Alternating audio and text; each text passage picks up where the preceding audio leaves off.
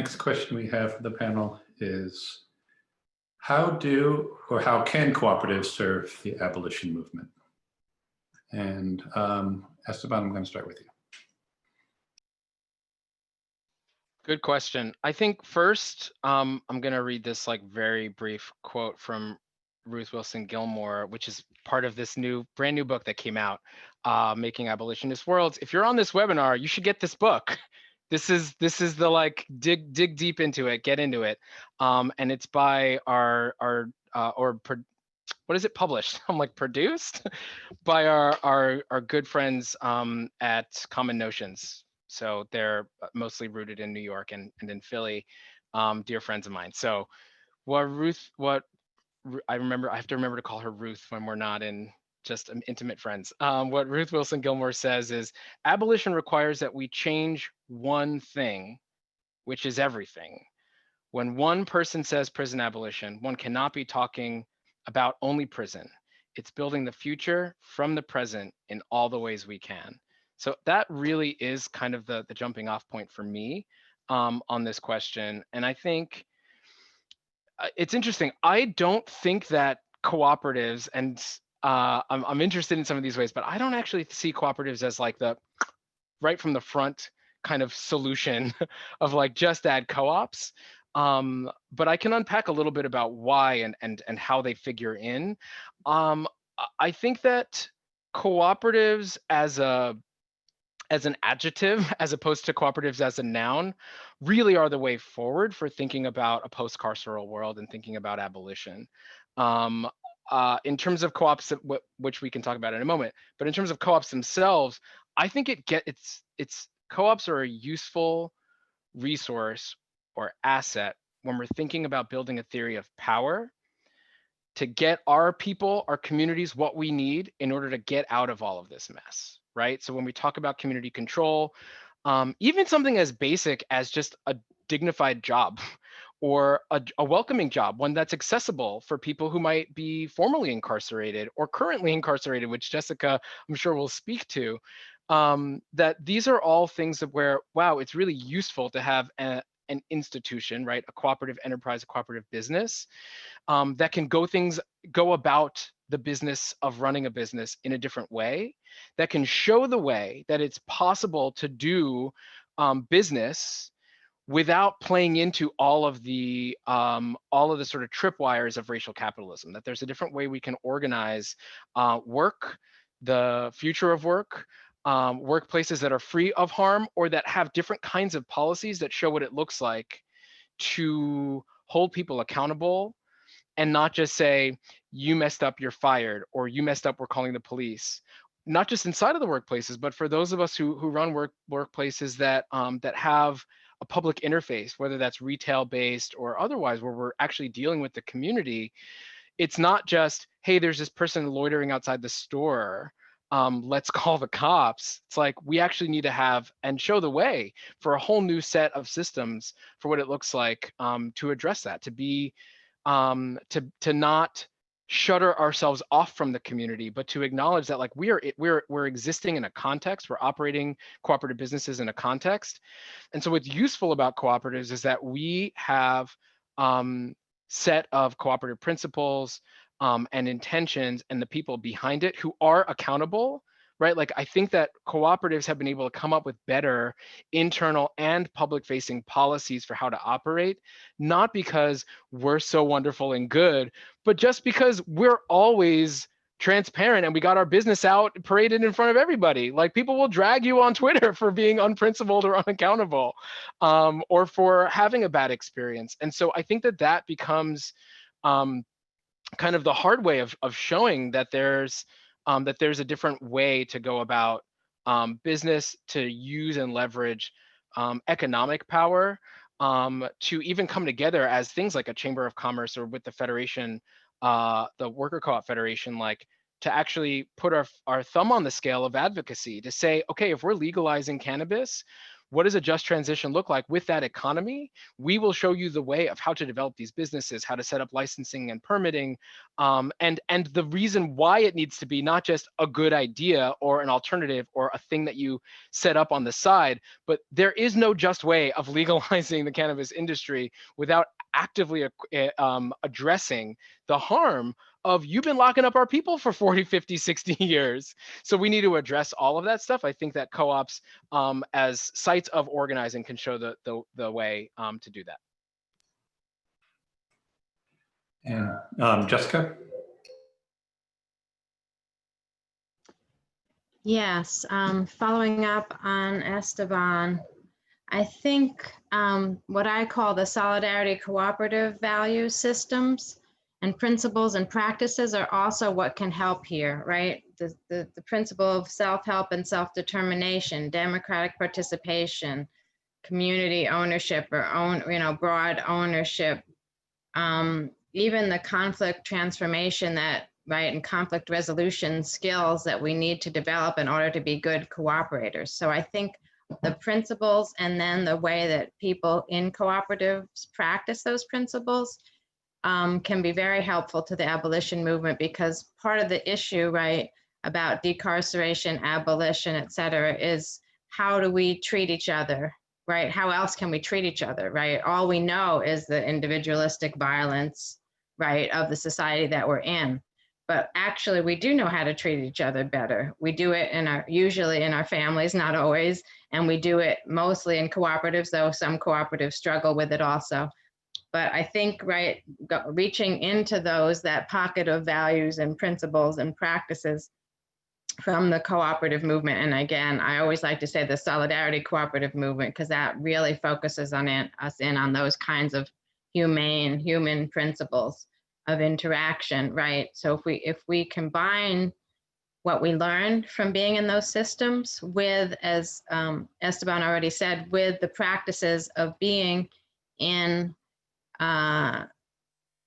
co-ops that have already addressed some of the root problems, right? So I also see that, right, if we think about health and mental health issues as being a problem, well, more health co-ops are addressing health issues through cooperative and community systems, right? If lack of education or lack of dignified work or lack of work is a problem, right? Worker co-ops, worker control over employment, better community-based education, right, will also address some of those root problems. Addiction services that are done in a cooperative way. We see it, the social co-op movement in Northern Italy and other places around the world really have already shown us that you can address so many of the things that we just lock people up for through cooperative ownership, and cooperative structures makes a difference. And so I think it's the practices that we have that we can share with the movement, both as how to operate together and as how to solve some of the root problems that cause our society to say we need, right, we need to lock people up and we need to have zero tolerance and that kind of thing. So to break that cycle by addressing the systemic issues, but addressing them through the value systems that we have in the co-op movement. Oh, thank you. Ed. Yeah, I appreciate what everyone has been saying. The emphasis that Esteban puts on the fact that cooperatives aren't a magic bullet solution to everything. In fact, they may not be in and of themselves a magic bullet solution to anything. But they are arenas of organizing. They're sites, they're locations of organizing. And what we are organizing is an alternative to an inhuman, dehumanizing system that elevates profit above everything else. It makes profit sacred and everything else is a tool for enhancing and expanding profit. So that which is actually sacred is taken to be instrumental, and that which ought to be instrumental is held as being sacred. And it's pretty well bass-ackward, as we say. I also really appreciate what Jessica, Gordon-Nembhard is saying about the values of the very same cooperative values are really, really important values in building the kind of community that we want to see. And, stressing that building our community to be what it needs to be is about building and creating institutions. We can't simply oppose existing dysfunctional institutions. We actually have to build the functional ones. And a lot of folk get hung on that. It's like, you talk about get rid of someone, what you're going to replace it with. And so much of our work has to do with creating, and it's not as glamorous as, I don't know, it's not as much fun as tearing down stuff when you have to start building stuff, because you can tear down stuff really, really quick, tear down a whole wall, but then when you build it back, it goes up a brick at a time. And so we have to be prepared for the brick at a time construction of the new systems, even as we're adamant about tearing down the old ones. What cooperative movement is about is in every sphere of development, in jobs, in healthcare, in community services, in every sphere of development in society, we have to replace the domination of capital.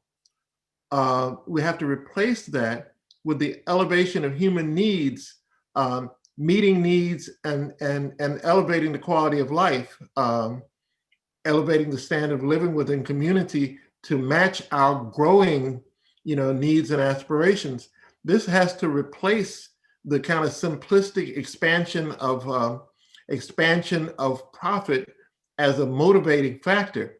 And so our cooperative movement in every arena of its work elevates that argument. So whether we're building worker co-ops, or we're building grocery store co-ops, or we're building housing cooperatives, we have to do the organizing work to put people together to construct those social and economic systems that meet our needs. And in doing so, we render irrelevant some of the anti-humane and inhuman structures that people have put before us as the only possible alternative. In other words, part of why prisons exist is folks say, well, of course you have to have prisons, because like what else you can do with all these crooks? Well, we've employed a substantial number of crooks in running the government. So maybe we could expand government services, and we got lots of stuff we can do with crooks. But more seriously, the things that drive people into criminal activity, when it's actually criminal activity, a huge amount of stuff drives people into prisons. I mean, we have to remember that the history of the modern prisons is connected with finding a way to re-enslave a portion of the population who had just been granted a nominal freedom. And it was a real effort to make sure that these folk were still available to do slave labor. So many people who were caught up in that system have been caught up in that system for no reason other than the fact that the folks did not want to do away with slavery and maintain the institution to do that. Some other people have engaged in antisocial behavior, but my bet is that all of us do at some points or the other, and only some of us are in prison. So what we have to do is we have to create structures that allow for people to make mistakes and come back into community. And this is about, again, elevating the values, the cooperative values of self-determination, self-reliance, transparency, honesty, fair distribution of the products of human labor. All of these things have to be at a core, at the root of the kind of society we want to build. And then a whole lot less people would find a need to engage in antisocial behavior. And those who do, we need to find a way to reintroduce them into community and as the productive people that they're capable of being. All of this is the elevation of the values that we inside the cooperative movement expound. Thank you. Morning Star. Sure. I just dropped a couple of links there. One is the We Keep Us Safe 916, the Instagram page, and there's a couple other social media pages. So this is a 12-week political education series that has been autonomously organized here within the Sacramento area. And so the series in terms of Indigenous sovereignty and abolition within Indigenous framework, that's what we have been participating in, along with community safety and community defense programs. And I also dropped a link to the land that was returned by the Rapid City Council to the local Lakota tribal peoples and organizations, where 1,200 acres will be returned. And so I think that that's really can be a starting place, is that there's this whole movement of land back and stolen land back and water back. And so what does it mean to really hold some sort of accountability for that, you know, if we're talking about sheltering our unhoused relatives, if we're talking about, you know, having, building those deep relationships within our communities, that it can start in terms of creating spaces and creating those alternatives, not only to the carceral system, but also to what is it that we are envisioning. And what we are envisioning is this collectiveness within our communities, a collective framework of how to just be back in community with one another. And I think that, you know, especially after there has been so much destruction over these past 4 years, I moved away from my tribal community, knowing that where I lived within Northeast California at the time, that this was all of my children's, you know, school teachers. This was their educators. These were my neighbors that had all voted, you know, in extremely high numbers. And so, and out of the fear of that, knowing that being in, you know, back in urban areas was a lot safer for myself and my family at the time. And so I think that, you know, we're just going to have to continue that in terms of the safety of one another, in terms of dismantling the prisons and systems of policing, and you know, what is, like, the question earlier about values, like we know that for Indigenous peoples, that we did not, you know, that we had strict rules in terms of banishing people, or in terms of not tolerating, you know, the way that and I think it really came down to holding people accountable, right? And so holding each other accountable, holding our communities accountable for our own safety and for the security of our collective future generations. And so I think that when we talk about what it is that we can envision and what it is that we can go forward in, that it really starts with those traditional values, with that grounding of who we are, and being able to move forward with that. Into the crevice.